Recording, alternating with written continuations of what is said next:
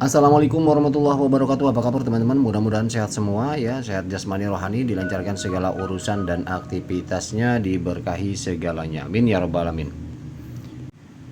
Baik teman-teman, pada kesempatan ini kita coba belajar ya, sama-sama belajar menggali informasi, mencari informasi ya, bagaimana perkembangan di dunia digital ya, walaupun akhir-akhir ini kita tahu ya, masa sulit kita alami ya, dan lain-lain lah pokoknya lah. 2026 ini kan banyak dua versi, ada yang versi memang bakalan luar biasa buat kita ya, terhadap ekonomi dunia, ada juga yang versi yang memang banyak dangernya dan banyak bahayanya, tapi Allah alam ta'ala, kita ikuti saja, kita pantau saja. Tapi yang pasti kita belajar saat ini ada informasi yang menarik teman-teman tentang Pi Network ya, tentang analisa ya, tapi bukan dari core team ya, tentang analisa Pi Network, walaupun memang bahasanya bahasa yang agak sedikit rumit ya. Artinya saya juga banyak hal-hal yang masih perlu dipahami, tetapi nggak apa-apa. Barangkali kita di sini sharing aja, tapi memang ini menarik untuk kita bahas teman-teman. Yuk kita langsung to the point aja. Tapi ini sebelum analisanya, ini ada beberapa juga dari sumber-sumber lain. Langsung aja saya bacakan supaya teman-teman lebih jelas ya. Untuk setiap pelopor yang tak pernah menyerah ya, sebagian dari kita telah menambang pi dalam diam melalui kelaparan, keraguan dan kekacauan ya. Kami telah menyaksikan orang lain mencemooh, menjual dan menghilang, tetapi kami tetap bertahan. Bukan karena itu mudah, tapi karena sesuatu di dalam diri berbisik, tunggu, ini lebih masuk akal. Betul ya? Betul ya, jelas ya, sangat jelas dan masuk akal ya. Kalau yang mengikuti dari awal, Anda tidak hanya menambang koin, Anda sedang mengandalkan iman, kesabaran dan takdir. Setiap keran adalah benih yang ditanam di tanah masa depan. Kini dunia akhirnya mengarahkan perhatian ke Pi. Mereka yang bertahan melewati badai akan berdiri di bawah cahaya. Anda adalah bukti nyata bahwa iman yang murni menjadi kenyataan. Kepada semua pionir yang menolak untuk menyerah, Anda tidak hanya percaya pada Pi, Anda percaya pada kemanusiaan. Amin, oke lah ya. Bismillah aja teman-teman. Jadi jangan putus asa bagi yang kayak tentatif, bagi yang memang belum migrasi segala macam. Yang penting akun kita pegang ya, prase kita pegang, password kita pegang. Udah, nggak usah mikir yang gimana-gimana, karena kemarin juga saya sudah bahas apa yang disampaikan Cheng Diovan itu tentang masalah KYC memang problem di pihak Kortim ya. Mereka sedang berusaha keras untuk itu, dan nggak mungkin sejauh ini perjalanan mereka sudah mengeluarkan biaya besar, nggak mungkin ini tidak dirampungkan ya. Biarpun kita dicemooh ya apalah segala macam, bahkan ada yang mengatakan bahwa Pi ini akan menjadi debu, Pi ini akan menjadi kotoran dan lain sebagainya ya. Udah banyak banget lah bahasa-bahasa ya. Sudah, silahkan aja, bebas ya. Saya dari dulu juga sekasar apapun nggak masalah, biarkan saja orang berprediksi seperti apa. Tapi yang jelas ya, bagi yang bertahan, bagi yang masih percaya sama Pi ya, kita pantau, kita bertahan ya. Saya nggak pernah berubah dari dulu, walaupun ya kita tahu kalau berbicara masalah harga nggak bakal ada ketemu, karena semua orang yang mengharapkan besar nggak ketemu lah dengan harga sekarang di bursa. Dan harga di bursa itu kan memang real. Nah tapi bagi yang bertahan dan punya kepercayaan keyakinan terhadap Pi ya, kita berpikir bukan menambang Pi ini bukan hanya untuk seminggu 2 minggu, bukan hanya untuk sebulan 2 bulan saat ini saja, atau mungkin hanya untuk beberapa hari saja, tidak. Tapi ini adalah untuk perjalanan kehidupan kita ya, beberapa tahun ke depan, bahkan anak cucu kita. Jadi kita ibarat kata kita menyimpan aset, nabung aset. Kita kalau misalkan nyimpan uang, ingin dari misalkan anggaplah dari puluhan ribu ingin jadi miliaran, gimana caranya kalau bukan kerja keras dan benar-benar bertahun-tahun kerja keras, bisnis ya, investasi, kerja keras, bisnis, investasi, terus saja begitu. Banyak orang berhasil karena memang mereka menggulung uang ya, menggulung aset segala macam ya. Kita kan apa, modal nggak punya segala macam, kita hanya mengandalkan kepercayaan ini. Dan ketika memang proyek ini dirasa, makanya kan susah kalau tidak benar-benar memahami proyek ini dari awal, susah. Mau dijelasin seperti apa juga udah jelas, udah pasti negatif. Terlebih harga udah ada di market dengan harga sekian. Justru kalau saya misalkan nih, contoh gini teman-teman, intinya teman-teman yang jalanin proyek yang lain, project yang misalkan ada potensi ya, jadi hasilnya nanti lebih baik untuk meraup ya, atau membeli atau memborong koin Pi mumpung murah, artinya begitu. Saya bukan 100% lagi, 1000% ya, untuk Pi ini akan naik ya. Ya walaupun merangkak nggak masalah, itu namanya juga apa namanya ya, aset masa depan ya. Kita nggak bisa lah langsung beledak-beleduk nggak jelas ya, artinya semua juga perlu, butuh proses, butuh kekuatan ya. Kemarin jelas, sejelas-jelasnya saya pahami omongan Cheng Diopon itu jelas banget, apalagi gitu yang nggak jelas, yang kurang. Bahkan seorang developer berani ya voice chat, voice seperti itu, artinya tidak hanya secara formal ditulis di website saja atau di apa saja, tapi beliau coba untuk ada sesuatu yang dipikiran disampaikan dengan suara gitu loh, mengutamakan memang komunitas China sana ya. Ya gitu, artinya ya oke lah, yang penting kita pantau saja teman-teman ya. Oke, tetap semangat. Oke, kita lanjutkan. Ini dari Branda X-nya Pi ya, ini cuitannya. Fitur-fitur Pi testnet DEX dan kumpulan likuiditas AMM telah diperbarui untuk meningkatkan kemudahan pengguna, transparansi. Jadi masih perbaikan terus ya, penyempurnaan terus. Ini untuk desentralisasi exchanger-nya. Jadi artinya kalau misalkan ada orang kemarin mengatakan bahwa API masih tersentralisasi, ya kenapa, memang nggak masalah, ya memang belum selesai. Dan saat ini masih tersentral. Kalau misalkan langsung tiba-tiba desentral, siapa yang mengontrol, siapa yang mengelola, siapa yang mengatur? Ya sekarang memang wajib dan memang harus gitu. Masih tersentral harus, karena kenapa, KYC belum selesai, ini belum selesai. Sekarang tiba-tiba dituntut untuk terdesentral segala macam, ya kan? Toh buktinya salah satu tanda akan masuk ke desentral itu adanya prase teman-teman. Artinya apa? Prase untuk transaksi, untuk masuk wallet ya. Artinya wallet itu diserahkan ke kita. Kortin dari awal bilang ketika prase hilang wallet kita wassalam, mereka juga nggak bisa bantu. Artinya itu udah desentral, artinya itu udah sebagian kecil lah, sebagian kecil sudah diserahkan sepenuhnya ke kita. Itu kalau misalkan kita berbicara masih tersentral. Kalau untuk yang lain-lain no problem, nggak masalah, karena memang kita masih butuh penyempurnaan penyelesaian dari mereka gitu loh, nggak masalah. Kalau banyak lah orang yang mengatakan, orang luar ya, saya baca komen-komen orang luar itu, wah katanya begini, bahasanya kasar juga tuh, tersentral, masih tersentral, ini penipuan apa segala macam. Termasuk juga kasus kemarin ada yang mengkasuskan katanya menipu karena Korti menjual diam-diam koin segala macam. Ya saya cukup senyum aja. Artinya apa? Dia mengkasuskan tanpa apa, dengan dalih tersentralisasi ya, dan lain sebagainya. Ya maaf gitu loh. Artinya saya sih melihat nggak bisa kegoyang kalau Pi itu, karena kekuatan hukumnya juga udah nggak main-main sama sekali gitu loh. Kekuatan hukum legalitasnya udah nggak main-main sama sekali. Jadi gitu teman-teman ya. Oke, ini kita lanjut transparansi. Kemudian pembaruan tersebut mencakup antarmuka yang didesain ulang ya. Jadi antarmuka ada desain ulang, pasangan perangan berbasis Pi, verifikasi domain sebagai sinyal kepercayaan, dan sistem peringkat token berbasis likuiditas yang baru ya. Likuiditas baru, ada penambahan likuiditas. Berarti perubahan ini didasarkan pada penggunaan awal, pengujian dan umpan balik di Pioneer, dan dapat berubah seiring dengan evaluasi penggunaan yang berkelanjutan. Oke, mantap ya. Jadi DEX dan AM liquidity ini diperbaharui. Ya memang harus seperti itu. Siapa yang memperbaharui kalau semuanya sekarang dituntut untuk desentral kan gitu. Oke, kita lanjut. Nah ini analisanya ya, analisis prediktif strategis. Apa arti sebenarnya dari transaction fee ya? Jadi masalah fee, analisanya dari fee ya, dari fee atau gas fee yang 0,01 saat ini. Mengapa 0,01 fee tidak bisa menjadi model biaya akhir katanya. Nah ini memang bahasanya bahasa teknis, bahasa pemrograman. Jadi teman-teman memang kita sama-sama belajar. Kita ada beberapa kata yang memang mungkin kurang familiar teman-teman ya. Desimal ya, yaitu 42 dan akhir dari satuan moneter kasar. Ini desimal mungkin perhitungan penjabaran dari 0,01 tadi.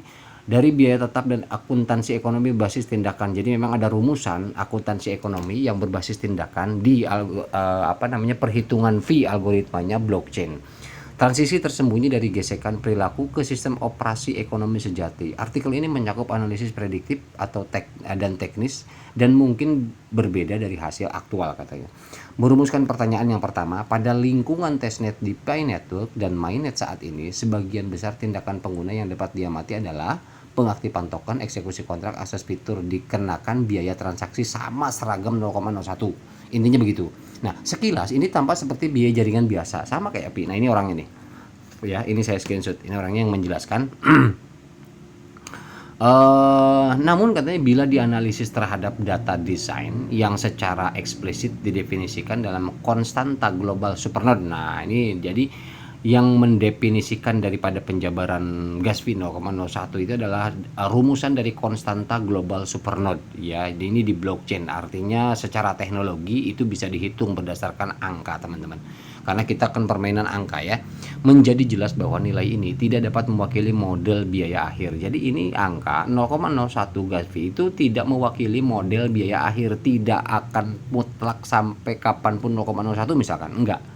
Itu akan berubah sesuai dengan white paper. Kalau teman-teman baca white paper, di white paper dijelaskan bahwa seiringannya waktu, ya Nicholas bilang di white papernya bahwa seiringnya waktu ini akan semakin kecil, semakin kecil berubah terus. Jadi misalkan sekarang 0,01, mungkin beberapa bulan kemudian atau tahun ini menjadi 0,0010, 0-nya ada 2 di belakang koma misalkan, makin mengecil. Nah, akan seperti itu ke depannya, ya. Apakah biaya 0,01 pi saat ini merupakan hasil dari desain ekonomi akhir pi, atau hanya sebagian tempat menampung sementara yang digunakan sebelum sistem final diungkapkan? Nah, kemudian yang kedua, apa yang diungkapkan konstanta global tentang desain akhir? Nah, ini yang mengungkapkan yaitu rumusan dari konstanta global tentang desain akhir, ya, konstanta global supernode ya. Yang pertama yang diungkapkannya itu biaya ditetapkan dalam satuan nilai real, bukan dalam pi sebenarnya. Jadi ada rumusan di konstanta global supernode itu, rumusannya memang semua merujuk kepada USDT. Ya, bukan pi, satuan nilai realnya itu bukan pi. Dalam konstanta global, biaya transaksi didefinisikan sebagai biaya transaksi ini 0,0001, nolnya banyak banget. 1 USDT. Jadi kecil, sangat kecil dan sangat kecil banget. Ya, jadi jabaran dari 0,01 pi itu sama dengan 0, sekian 1 USD. Dalam penggunaan sebenarnya satuan kasar seperti 0,0 ini satuan kasar. Jadi secara artinya untuk saat ini saja teman-teman masih ditetapkannya 0,01 dan nanti akan terus mengecil. Pada dasarnya bertentangan dengan tingkat resolusi akuntansi ini. Jadi dengan rumusan yang ada, jadi bukan memihak pada asal hitung, ini sesuai konstanta ya. Konstanta. Jadi ada rumusan yang memang memecah atau menghitung biaya aturan, sesuai aturan gitu loh di blockchain. 0,01 ini sebenarnya berapa USDT dan aturan sesuai hukumnya di konstanta supernode itu seperti apa, ternyata 0, sekian nolnya kemudian 1 USDT. Oke. Yang ketiga, struktur biaya dinamis didefinisikan secara jelas. Konstanta global lebih lanjut menentukan struktur biaya dinamis, di mana biaya transaksi bervariasi berdasarkan beban jaringan. Nah, ini yang beban atau struktur biaya dinamis itu yang pertama beban jaringan, jenis transaksi, konsumsi sumber daya. Oleh karena itu, model datar setiap tindakan berbiaya 0,1 itu model datarnya. Secara struktural tidak konsisten dengan desain yang dinyatakan. Jadi nggak konsisten sebenarnya hasilnya. Jadi nanti 0,0 makanya sesuai dengan white paper. Nanti nggak konsisten 0,01 ke depannya, misalkan 001. Terus lagi tahun depannya lagi 0,00001. Tahun depannya lagi 0,000 terus kayak gitu. Nah, entah terakhir ketemu nanti berapa. Ketemu sesuai dengan rumusan dari konstanta supernode tadi. Ya, ketika memang sudah ketemu berarti peak sudah selesai di situ. Oke, yang ketiga, jadi berapa biaya 0,01 pi saat ini? Interpretasi yang benar adalah sebagai berikut katanya. Interpretasi dari 0,01 pi ya. Ini adalah sinyal arsitektur yang menentukan. Hal ini menunjukkan bahwa model biaya pi network berlabuh pada nilai ekonomi real USDT per unit utilitas, bukan pada jumlah pi yang tetap katanya. Jadi ini sebenarnya udah kalau sesuai aturan ya dari konstanta, ini udah menyalahi, tidak sesuai, tidak tepat 0,01 itu. Nah, tapi itu dikenakan saat ini ya. Oleh karena itu biaya tetap 0,01 pi secara konseptual tidak sesuai katanya gitu. Kemudian yang kedua, ketelitian akuntansi ekstrim ya, desimal 42. Konstanta global juga menentukan desimal 42. Jadi udah ditentuin di konstanta global supernode ini desimalnya itu 42. Ini bukanlah sebuah pernyataan teknis yang dilebih-lebihkan secara sembarangan katanya. Berdasarkan konstanta akuntansi GAV 1 pi sama dengan 314.159 USDT. Nah, ini nggak tahu kalau masalah ini ya. Jadi ini kan analisa ya, kita belajar. Ya Allah alam bakal bener apa enggaknya kita kan nggak tahu. 0,00001 sekian ya, 3,18 kali 10 sama dengan nih rumusan ini juga benar-benar apa ya, sangat kecil lah. Oke, 3,18 kali 10 min 14 pi. Ini berarti sistem tersebut sudah dirancang untuk beroperasi pada 14 lebih angka desimal. Jadi jumlahnya 14 lebih ya, jumlah desimalnya, angka desimalnya. 0,01 pi saat ini bukanlah biaya dalam pengertian ekonomi akhir, jadi nggak masuk. Ini adalah penandaan biaya perilaku sementara. Jadi ini sementara 0,01 yang dirancang untuk mengajarkan bahwa semua tindakan memiliki harga. Ya, jadi semua tindakan kita ini bayar. Artinya kita bayar tapi tidak sesuai dengan konstanta global supernode. Tapi tetap kita dikenakan 0,01, yaitu apa yang ditentukan atau peraturan yang diterapkan dikeluarkan oleh Kortim, artinya begitu. Tetapi pada dasarnya intinya memang tidak segitu Gaspi yang sesungguhnya di perhitungan konstanta global supernode itu harusnya memang jauh di bawah 0,01 gitu loh. Ya ini kan memang Pinetuk yang bikin, ya terserah mereka mau menetapkan fee berapa, kan artinya begitu. Jadi setiap transaksi kita berbayar, artinya begitu, berbayarnya 0,1 bukan Gaspi sesungguhnya, intinya begitu teman-teman. Kemudian yang keempat, fungsi sebenarnya dari biaya 0,01 pi, yaitu yang pertama ya, dari poin keempat ini, poin yang pertamanya subpoinnya model perilaku bukan model ekonomi. Jadi di sini bukan sesuai perhitungan model ekonomi lagi. Sementara ini kita model perilaku Anda mau transaksi, mau jual beli, mau ngirim, mau apa segala macam itu bayar 0,01 udah gitu. Jadi ini perilaku kita, tindakan kita yang berbayar, bukan sesuai perhitungan realnya konstanta global supernode. Nah gitu ya. Tujuan dari 0,01 pi adalah untuk memastikan pengguna memahami kebenaran-kebenaran berikut. Tidak ada tindakan yang gratis ya, berbayar. Sumber daya jaringan terbatas. Pi bukanlah tempat bermain tanpa biaya, yaitu semua karena biaya. Hal ini berfungsi sebagai gesekan perilaku bukan sebagai biaya ekonomi yang terukur. Jadi artinya di luar itu sementara. Makanya sesuai white paper ya, yang mengatakan memang akan berubah terus gitu lah. Akan mengecil terus gitu lah ya. Oke. Subpoin yang kedua, penghalang anti spam dan penyalahgunaan minimal. Nah ini memang 0,01 itu dijadikan oleh Kortim dijadikan sebagai penghalang anti spam, takutnya ada spam atau penyalahgunaan minimal dan sebagainya. Kalau misalkan 0,01 0,00 sekian misalkan tiba-tiba kecil banget segitu, nanti takutnya ada penyalahgunaan minimal katanya begitu ya. Oke, pada tahap testnet dan mainnet awal biaya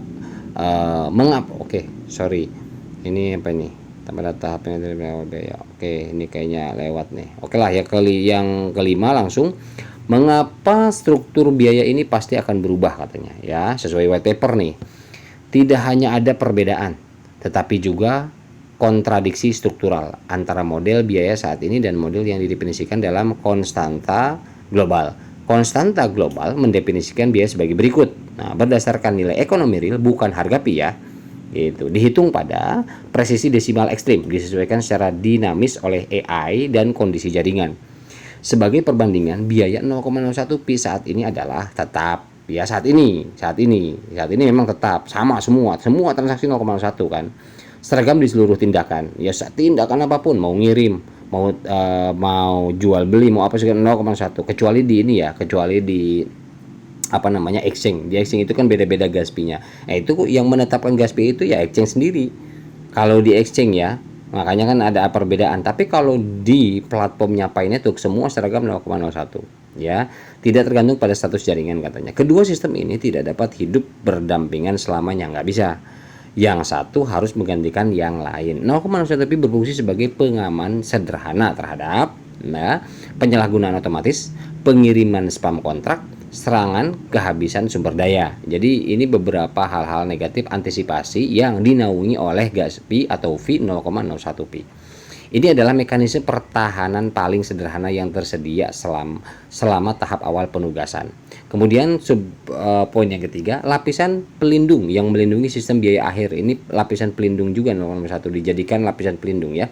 Jika sistem tersebut langsung mengungkap biaya mikro berbasis USD, puluhan angka desimal dalam pi, penyesuaian biaya secara real time yang didukung AI, sebagian besar pengguna akan mengalami kebingungan daripada kejelasan. Biaya 0,01 pi bertindak sebagai lapisan penyangga, menstabilkan perilaku pengguna sekaligus menyembunyikan kompleksitas arsitektur akhir. Nah, kemudian 6, prediksi strategis bagaimana transisi akan berlangsung. Fase 1, aktivasi internal, kemungkinan sudah selesai. Kalau aktivasi internal untuk yang tadi konstanta tadi di pihak internal core teams itu diaktifasi, ya sudah diaktifkan, itu kemungkinan kata sudah selesai. Artinya kalau di internal semua transaksi bukan 0,01, mereka itu mungkin 0,0001 sekian misalkan gitu ya. Dalam lapisan supernode dan AI sangat mungkin bahwa biaya tindakan berbasis nilai real itu yang di internal ya, konversi P ultra mikro ya, di internalnya perhitungan biaya adaptif beban sudah beroperasi secara internal. Kemudian fase kedua, paparan permukaan. Transisi tersebut akan terlihat ketika satu atau lebih dari hal berikut terjadi antar muka pengguna dompet menghapus tampilan tetap 0,01 ya, nanti paparan permukaannya. Tindakan yang berbeda akan menampilkan biaya yang berbeda. Ya, log node atau supernode merujuk pada nilai USD atau nilai berbasis utilitas. Itu fase yang kedua, mungkin nanti ada, makanya kan sesuai white paper perubahan nanti ada. Berarti kalau misalkan nanti gas P mengecil, berarti ini fase 2 mulai aktif paparan permukaan. Kemudian fase 3, keadaan akhir. Nah, ini yang di akhir. Dalam bentuk terakhir, pengguna membayar sejumlah P yang sangat kecil sehingga hampir tidak terasa, yaitu misalkan 0,000 sekian 001 misalkan. Kayak gitu. Ya bahkan hampir terasa kayak gratis aja gitu, saking kecilnya. Jaringan tersebut mencatat setiap tindakan dengan ketelitian yang sangat tinggi. Pi berfungsi sepenuhnya sebagai unit komputasi dari sistem operasi ekonomi, bukan hanya sebagai mata uang. Oke, kesimpulan akhir, transaction fee 0,01 pi bukanlah biaya akhir. Ini merupakan sinyal bahwa sistem biaya akhir belum diungkapkan kepada publik. Konstanta global sudah menyatakan kebenaran sangat dengan jelas ya, biaya Pi network tidak ditentukan oleh harga pasar Pi. Itu loh. Jadi tidak ditentukan. Di apa namanya? Di exchange juga kan beda ya. Agak kecil ya. Ada enggak sih? Ada yang gede juga 0,05 ya. Kalau nggak salah di OKX itu. Jadi beda-beda. Oke, tetap berdasarkan nilai guna sebenarnya dari setiap tindakan GAC atau GAP. Jadi ini ada rumusannya ya. Jadi teman-teman seperti itu. Kemudian keberadaan biaya 0,01 pi yang berkelanjutan itu sendiri merupakan bukti bahwa Pi Network belum mengungkap secara resmi sistem operasi ekonominya. Jadi masih di save ya. Jadi belum benar-benar ya, logis sih kalau menurut saya mempelajari ini, memahami ini yang disandingkan ke white paper, logis banget teman-teman, asli. Kemudian disandingkan juga dengan omongan Cheng Diaofan, relate banget. Semua relate, kalau yang saya pahami ikutin dari awal, ini relate banget. Analisis ini merekonstruksi apa yang tersembunyi di balik tirai itu menggunakan data desain bukan spekulasi. Jadi semua ada desainnya, masih on proses, on progress semua, dan pada waktunya sesuai dengan Cheng Diaofan bilang, kalau memang nggak sabar, lelah, ya udah boleh dibuang, tapi suatu saat ketika login lagi dengan password dan password yang ada ya di save, ketika memang ketemu dengan yakinnya beliau bilang akan ada kejutan besar ya, artinya kan ada something lah. Nah cuman bukan mayoritas lagi, hampir semuanya ya, mungkin 95% ya pionir mungkin nggak sabar, kesel, gerutu segala macam ya, apa ya, nggak ngikutin Bitcoin mah ya iya gitu loh. Tapi kalau memang dulu ngikutin perkembangan Bitcoin ya udah pasti biasa gitu loh. Artinya ya emang begitu prosesnya gitu loh. Dan ini luar biasa ya, luar biasa kalau menurut saya. Artinya gini teman-teman, secara ininya jangan jangan benar-benar memastikan ya, memastikan nilai dulu. Tapi yang pasti kita dari dulu juga saya mengajak di channel saya ini, kita ini yang penting pahami dulu, pelajari dulu ya. Ketika kita paham, kita belajar pelan-pelan ya, nanti juga akan apapun itu informasinya, apapun relate sendiri kok, nyambung. Oh iya, oh begini, oh begini, oh begini. Makanya kan memang betul tadi yang di awal cuitan yang di awal bilang ini beda, ini yang benar gitu loh. Project kan banyak ya teman-teman, yang bagus banyak kok, yang bagus. Tapi maksudnya ketika kita berbicara jangka panjang ya ini ya, ketika kita berbicara jangka panjang yang kelihatan potensi potensi mendekati kesempurnaan potensinya itu ya, ya ini gitu loh, Pak Network. Jadi bener-bener ini dirancang jangka panjangnya, bener-bener real banget buat kita di masa depan. Ya berbicara masa depan, kita kan nggak tahu masa depannya itu mungkin 5 tahun lagi, 10 tahun lagi, dan apapun. Lagi-lagi ya, saya kadang kalau ngomong masalah 5 tahun lagi, 10 tahun lagi, ada yang nambah-nambahin ngeledek, wah paling juga 50 tahun lagi, 30 tahun ya, keburu modar kan. Ya itulah teman-teman ya, artinya semua juga pengen cepet, pengen apa segala macam, wajar, manusiawi. Tetapi yang jelas, bagi yang tetap bertahan, ini adalah satu jalan ya, untuk membayar kepayahan kita saat ini. Terasa banget ekonomi saat ini, terasa banget ya, berasa banget, bener-bener luar biasa. Apalagi tadi ya, beberapa menit yang lalu sebelum saya record ini, saya ngelihat penanggapan atau signal daripada QFS ya, Quantum Financial System ini, wah mengerikan ini 2026. Ada sebagian yang arahnya ke QFS ini, atau yang optimis lah akan benar-benar ekonomi dunia ini akan berubah drastis bagus gitu. Ada juga yang memang justru pesimis. Ada, jadi kita nggak tahu, kita ikutin aja. Yang penting kita tetap belajar, kita pantau terus perkembangan ya. Artinya teknologi nggak bisa ditawar sekarang, semakin nambah tahun ke depan semakin benar-benar menggila teknologi. Apapun sekarang, hal-hal yang yang tadinya impossible sekarang jadi possible ya, gitu loh. Jadi artinya ya kita ikutin aja ya teman-teman ya. Oke, itu aja informasi yang dapat saya sampaikan saat ini. Ini kita lagi-lagi saya sampaikan disclaimer, kita belajar sama-sama. Saya juga masih banyak nggak tahu, masih banyak kurangnya. Artinya kita belajar ya, dior masing-masing, silahkan analisa masing-masing, relatekan masing-masing ya. Oke, itu aja. Kepanjangan, mohon maaf bila ada salah-salah kata. Mudah-mudahan manfaat sekali lagi. Wabillahi taufiq wal hidayah. Assalamualaikum warahmatullahi wabarakatuh.